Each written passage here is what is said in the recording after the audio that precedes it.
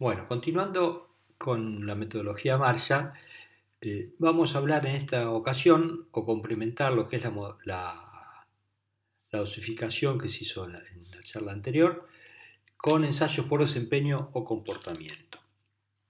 ¿Qué significa esto? Dado el empirismo en el diseño de la formulación, una vez que se ha seleccionado el contenido de asfalto para una dada granulometría, se deberán realizar comprobaciones de desempeño adicionales con la mezcla asfáltica proyectada. ¿Esto por qué obedece? Fundamentalmente porque el método Marshall, que fue, como dijimos anteriormente, diseñado en la década del 40, 1940, ya han pasado 70 años, las condiciones para el cual fue diseñado han cambiado.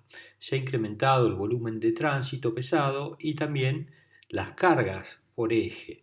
Esto ha llevado que al método de diseño original empiece a tener algunas debilidades, podríamos llegar a decir, y que no alcance para predecir el buen comportamiento de desempeño de la mezcla. Entonces, hoy por hoy han aparecido métodos de ensayos que complementan al diseño volumétrico y mecánico Marshall con ensayos de desempeño. Vamos a repasar los más importantes y que hoy en día están vigentes en Vialidad Nación y partes, algunos de ellos en Vialidad Provincia de Buenos Aires. En este sentido vamos a hablar de 4 ensayos, lo que se llama ensayo de agüellamiento, resistencia a las deformaciones permanentes, el problema del daño por humedad, resistencia conservada, el ensayo de Hamburgo, el ensayo de fatiga y lo que es el módulo de rigidez o módulo de elasticidad de las mezclas asfálticas. Vamos a enfocarnos a cada uno de ellos en forma bastante sucinta. La resistencia a las deformaciones permanentes, ensayo de agüellamiento. El agüellamiento se manifiesta en las rutas como depresiones en las trochas a lo largo de las bandas de circulación. Por supuesto no en todas las rutas, ¿no? Pero aparecen deformaciones transversales en el camino, ¿no?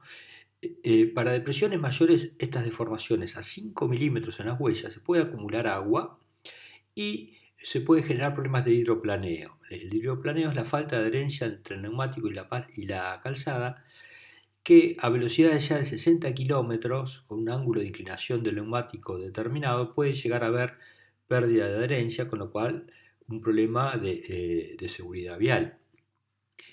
También esta mayor profundidad genera algún efecto riel sobre el que conduce y también inseguridad en la circulación. Entonces, aparecen ese tipo de formaciones que vemos en el pavimento, que son casos extremos. Estos son cargas muy lentas, con tiempo de aplicación muy alto, donde la resistencia al corte disminuye. Entonces, si la mezcla no está bien diseñada, puede llegar a tener ese tipo de deformación que se observa en la pantalla, digamos, ¿no? La estabilidad Marshall suele adjudicársele correlación con esta resistencia a las deformaciones permanentes. Sin embargo, muchas veces la experiencia ha demostrado que esta asociación es errónea. En realidad uno debería analizar tal vez la relación estabilidad sobre fluencia, no solo la estabilidad, porque altas estabilidades con altas fluencias hacen que tenga una rigidez eh, relativamente, eh, relativamente baja, digamos, ¿no? Entonces esto hace que sea deformable la mezcla. Altas estabilidades con bajas fluencias, esa rigidez es mayor y se comportaría mejor el material. Entonces la estabilidad no es un parámetro indicativo por sí mismo de la capacidad de deformación que puede llegar a tener el material. Entonces por eso es que aparece este método nuevo para analizar a escala de laboratorio el tema de deformación permanente. Esa es una forma de ver una canalización en una curva, cómo el tránsito pesado va deformando el pavimento, ¿no? Si podemos observar aquí a escala de laboratorio, nosotros lo que materializamos es una muestra de 30 centímetros de lado por 5 centímetros de espesor, que es eso gris que vemos dentro de un molde. Esa muestra la compactamos con la densidad Marshall de referencia, la que hemos logrado con el porcentaje óptimo de asfalto, y a esa probeta, en esas condiciones, las vamos a someter a 60 grados centígrados, que es la temperatura que eventualmente el pavimento tiene en el verano, en las zonas más cálidas, temperatura de servicio. a una carga de 700 newtons que equivale a unos 7 kilos por centímetro cuadrado. Es la presión de contacto que tendríamos, que es similar a la que tiene la carga reglamentaria en nuestro país. Esa carga la vamos a aplicar sobre la mezcla compactada y durante unos 10.000 ciclos a 60 grados le vamos a producir este efecto. A ver si lo podemos ver. En este caso se puede mover el molde, se puede mover la rueda, pero la rueda va a descender en la medida que la mezcla no tenga capacidad para soportar la carga con la temperatura. Entonces vamos a poder medir el agüellamiento o la deformación o lo que desciende esa rueda en función del número de pasadas. Este tipo de ensayo está normalizada, las condiciones de borde, etcétera, de las medidas, las velocidades, las frecuencias. Vialidad Nación establece en sus nuevos pliegos este ensayo de realización obligatoria al momento de dosificar las mezclas y establece en función del tipo de tránsito T1, T2, T3 o T4 y si es para carpeta de base o de rodamiento, las exigencias que debe cumplir en función de la ubicación y el tipo de tránsito con este tipo de ensayos, ¿no? En este gráfico podemos observar en ordenadas lo que se va agüellando, lo que se va hundiendo la rueda dentro del molde y en abscisas el número de ciclos o de pasadas a medida que va evolucionando el ensayo, ¿no? También hay tres curvas, una curva azul, una naranja y una gris. La curva gris corresponde, son tres mezclas que tienen el mismo esqueleto granular pero distinto ligante asfáltico. ¿Qué ocurre con esto? La mezcla con la curva gris tiene un mayor agüellamiento luego de 10.000 pasadas. Acá dice 10.000, al final de la curva son 10.000 pasadas. La curva naranja es una mezcla que tiene asfalto modificado con polímeros y la azul es una mezcla altamente modificada. Hay diferencia sustancial en cuanto el asfalto está colaborando con la capacidad de deformación del material y la capacidad de recuperación de esa deformación, digamos, ¿no? Entonces, ¿qué es lo que analizamos? Ahí aparece WTS y PRD, son los dos indicadores que nos pide la administración. Eso significa pendiente media de deformación y profundidad media de la huella. En términos térmicos, significa que vamos a analizar entre el ciclo 10.000 y el ciclo 5.000 la pendiente de la curva y lo que se deforma entre esos dos ciclos o lo que se hunde la rueda, que es de goma, dentro de la muestra. Bien, ese delta H, esa deformación en función del número de ciclos, nos daría una velocidad de deformación y que está limitada a, por ejemplo, 0,08 milímetros por ciclo, por 10 a la menos 3 ciclos, para un tránsito T1 y 0,15, prácticamente el doble, para un tránsito T4, que es el más liviano, digamos, ¿no? Ahí está la expresión matemática de 10.000 menos de 5.000, que D es el agüellamiento de 10.000 menos el agüellamiento de los 5.000 ciclos dividido 5.000 ciclos. Y PRD es lo que se agüella en el ciclo 10.000 en relación al espesor de la muestra. Es un agüellamiento proporcional al espesor de la muestra. En definitiva, varía entre el 8% y el 12% de lo que se exige para una base y entre el 5% y el 10% del espesor de la muestra lo que puede llegar a agüellarse el material después de los 10.000 ciclos. En definitiva, si cumple estos requerimientos, la mezcla desde este punto de vista estaría aceptada y complementando a la metodología Marshall. Otro ensayo que se hace es el ensayo de daño por humedad, o sea, cómo el agua afecta a la mezcla asfáltica. El agua genera baches, entre otras cosas, porque evalúa la pérdida de cohesión de la mezcla asfáltica ocasionada por la acción del agua. El agregado tiene preferencia por el agua y no por el ligante, desde el punto de vista de la afinidad química, es más afín al agua. Entonces, eso puede llegar a generar problemas de adherencia y ese problema de adherencia conlleva a desprendimiento de agregados y en definitiva a la desintegración de la mezcla. Entonces este ensayo trata de poner en evidencia este tipo de condición. Entonces se moldean probetas Marshall con un 7% de vacíos. Esto significa hacerlas con alrededor de 20-25 golpes, o sea, bastante golpes menos que los 50 o los 75 que será normalmente con la metodología Marshall, para garantizar que haya huecos para que pueda ingresar el agua y producir algún tipo de daño. El método se llama Lotman y está normalizado por la metodología ASTO y la STM, y nos pide que esa resistencia sea mayor al 80%. ¿En qué consiste la resistencia? Se va a hacer un ensayo a compresión diametral y la probeta va a romper por tracción, por falta de cohesión por tracción, digamos, ¿no? Entonces, hay un índice que evalúa esa pérdida de cohesión producida al comparar las resistencias a tracción por compresión diametral entre probetas mantenidas al aire y probetas duplicadas que han sido sometidas al agua o expuestas a unas condiciones de agua por un tiempo prolongado y mayor, y bueno, se ve la diferencia de resistencia entre un caso y en el otro.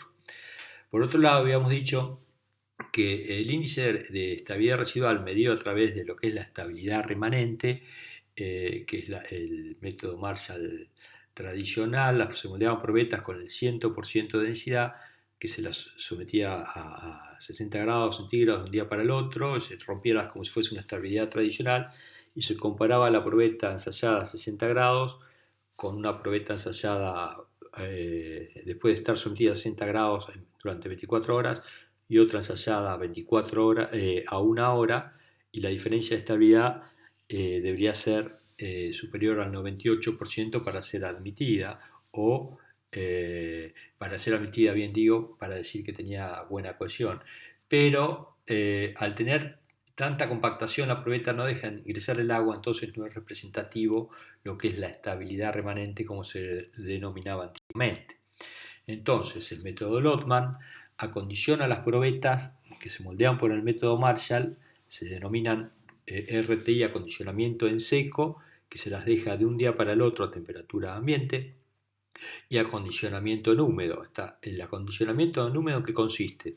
En saturar la probeta colocándolas bajo agua a 20 grados inicialmente y saturándolas produciendo un vacío. De esa manera podemos saber el peso inicial y el peso final después que producimos el vacío, y como sabemos el volumen de huecos que tiene la probeta previamente, sabemos que tenemos que saturarla al 80%. Eso nos va a permitir, por diferencia de pesada, saber qué grado de saturación se alcanza luego de generar un vacío para que entre el agua dentro de la misma. En esa condición ya saturada, la probeta se la deja a 60 grados de un día para el otro, de manera tal que genere algún fenómeno con la adherencia con el agregado, de materializar algún problema de adherencia, y posteriormente a esa condición de saturación a esa temperatura, se las saca y se ponen 2 horas ambos juegos de probetas a 20 grados en agua, se las saca, si se las ensaya a tracción indirecta, y se evalúa lo que se denomina resistencia a tracción indirecta con esa expresión matemática que es 2 por la carga de rotura dividido pi por d por h, siendo d el diámetro, h la altura. Entonces vamos a tener el grupo en húmedo, el grupo en seco, y esa relación tiene que ser mayor del 80%. Si es menor, vamos a tener que el grupo en húmedo ha sido influenciado por el agua en relación al grupo seco, entonces va a haber que generar algún tipo de aditivo para mejorar las condiciones de adherencia. Después de ello aparece también otra forma de evaluar el ensayo de adherencia, es a través del método Hamburgo o Wheel Tracking Test, que es un ensayo de rueda cargadas similar al que vimos hoy en seco, a 60 grados. En este caso el ensayo se hace bajo agua, el ensayo Hamburgo se hace bajo agua y a 50 grados. La probeta tiene las mismas condiciones, pero la rueda es de metal en lugar de ser de goma como el ensayo anterior. En estas condiciones se la somete a 20.000 pasadas a 50 grados y también se va a evaluar la capacidad estructural que tiene el material desde el punto de vista del agüellamiento y desde el punto de vista si hay problemas de adherencia, ya que si hay problemas de adherencia, como vemos en este gráfico, la curva azul, a partir de un determinado ciclo o una determinado en ordenadas medimos deformación, o sea lo que baja la rueda dentro de la muestra, y en abscisas vemos los ciclos de ida y vuelta de la muestra, que está sometida en agua, insisto.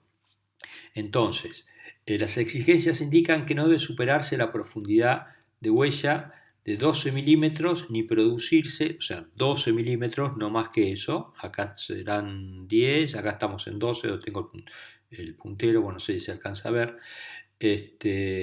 O se haya un punto de inflexión antes de los 10.000 ciclos.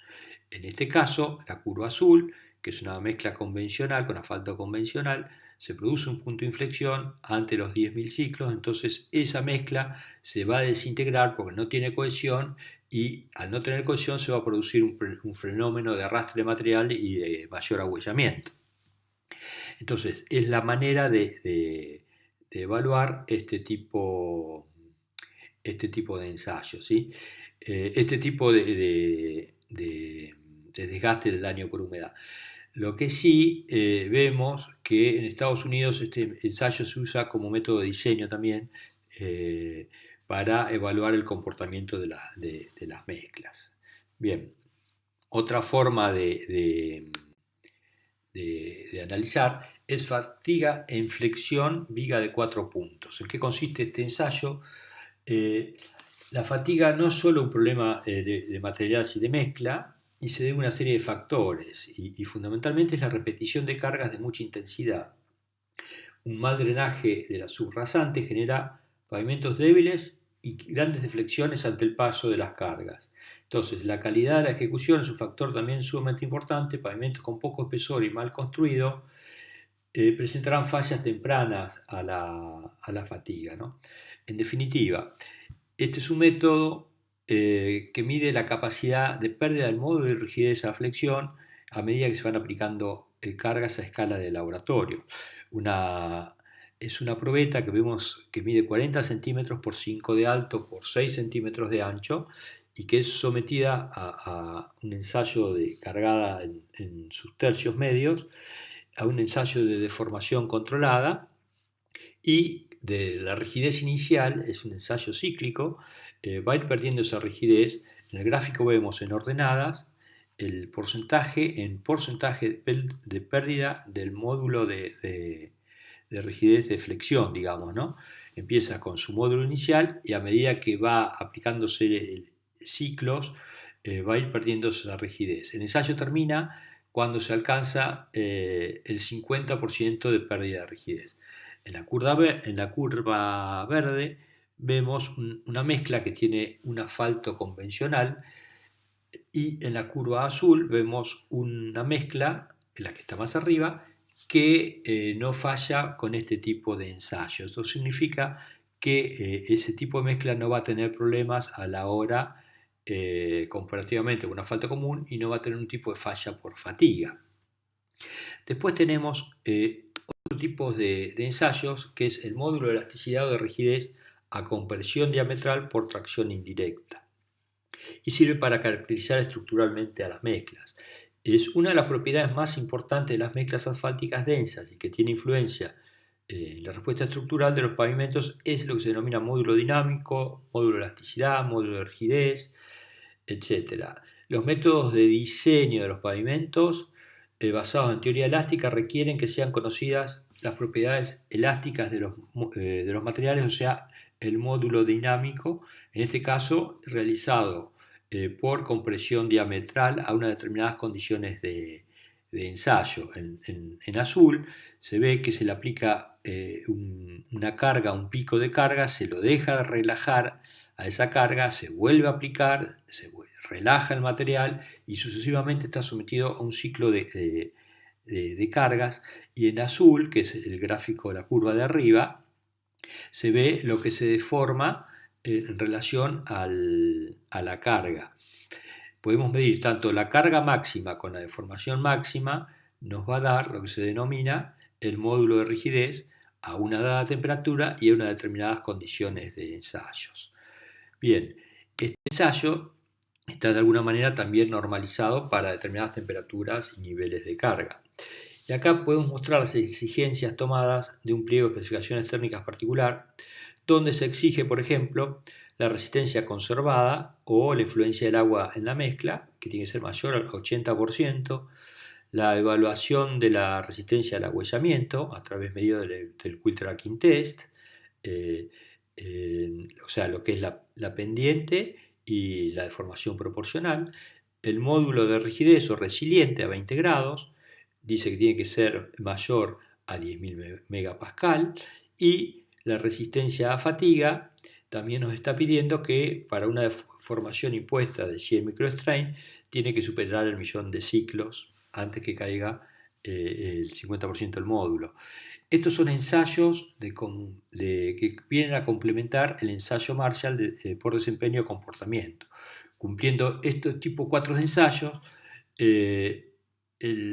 queda definida la formulación de la mezcla asfáltica a los parámetros volumétricos y mecánicos que ensayamos con el método Marshall.